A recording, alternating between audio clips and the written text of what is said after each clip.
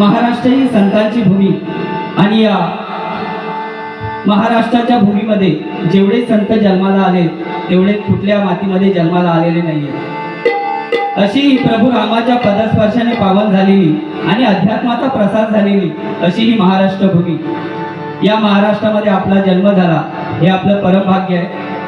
कारण या कलियुगामध्ये रामनामाशिवाय पर्याय नाही, या गजराच्या माध्यमातून सांगण्याचा थोडक्यात प्रयत्न करतोय।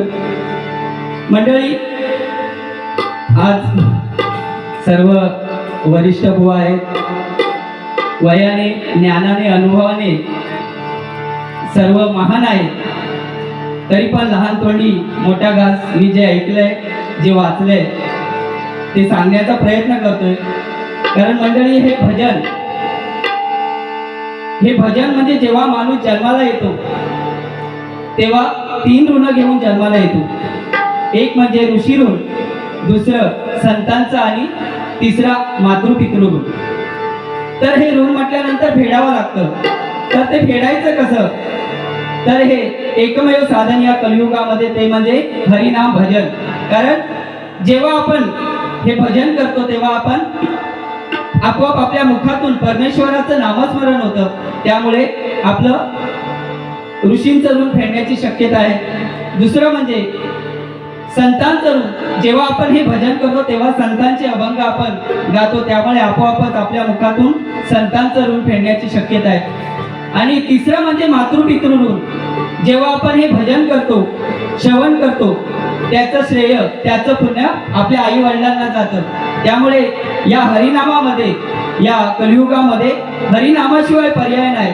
कारण राम म्हटल्यानंतर मनाला शक्ती भेटते, कृष्ण म्हटल्यानंतर मनाला शांती भेटते, आणि हरी म्हटल्यानंतर एक प्रकारची आपल्याला ऊर्जा येते। तसं हे रामाचा आचार, कृष्णाचा विचार आणि हरीचा उच्चार सदैव आपल्या मुखामध्ये असला पाहिजे। आणि हा असेल तर आपला कलियुगी भवसागर आपण निश्चितच तरुण जाणार। हे गजराच्या माध्यमातून सांगण्याचा थोडक्यात प्रयत्न करतोय, ऐका।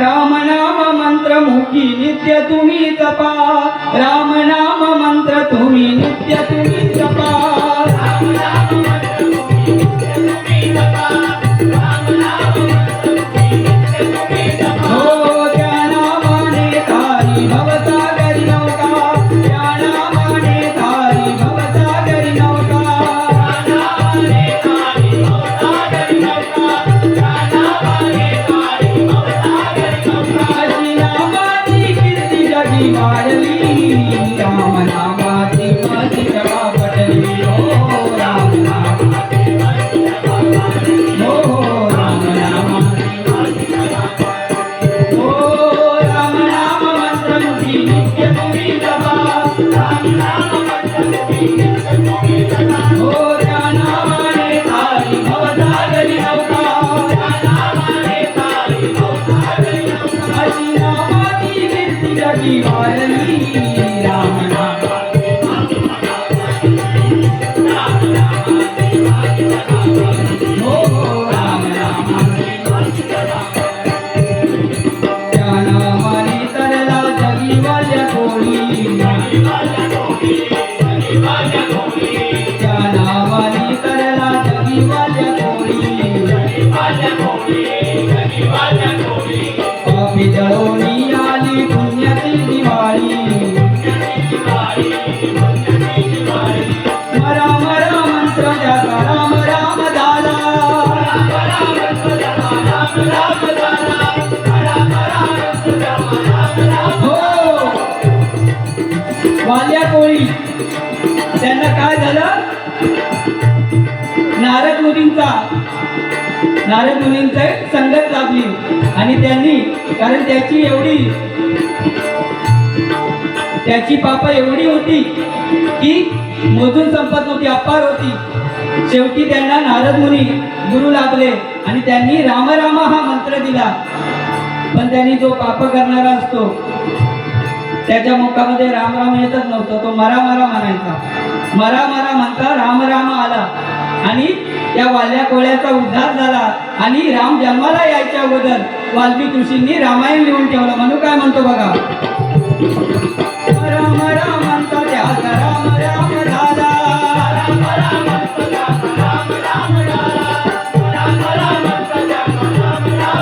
हो वाल्याचा वाल्मिकी होऊन उठला.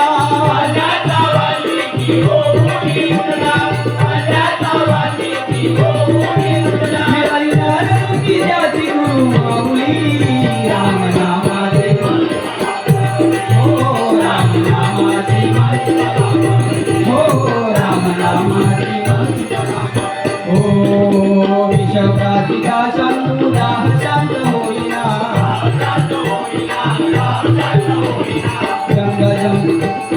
गंगा सर्प चंद्र धरिला कोण कामा येईना.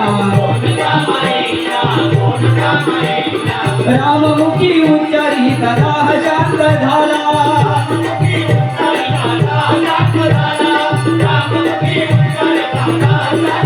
हो निळकंठ महादेव शोधून दिसला.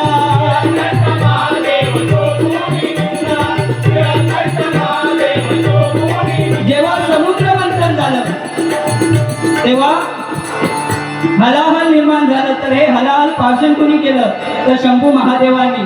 आणि जेव्हा हे हलाहल प्राशन केलं तेव्हा शंभू महादेवांच्या पुऱ्या अंगाला दाह निर्माण झाला.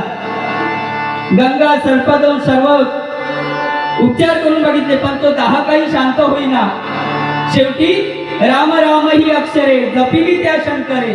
हलाहल विशाल प्राशन केलं कारण हे राम नाम जेव्हा त्यांनी प्राशन केलं तेव्हा त्यांचा दाह शांत झाला. म्हणून काय म्हटलेलं आहे, राम राम ही अक्षरे जपिली त्या शंकरे. हलाहल हा तर तेव्हा हा दाह शांत झाला. आणि हे रामनाम किती श्रेष्ठ आहे. निळकंठ महादेव तेव्हा शोभून दिसला बघा. राममुखी उच्चारी हो राममुखी उच्चारी दादा शांत झाला.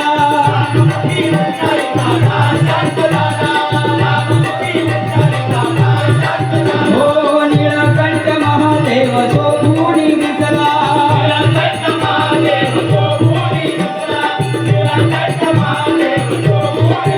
प्रभू नंदनची मूर्ती डोळा पाहिली. राम नामाचे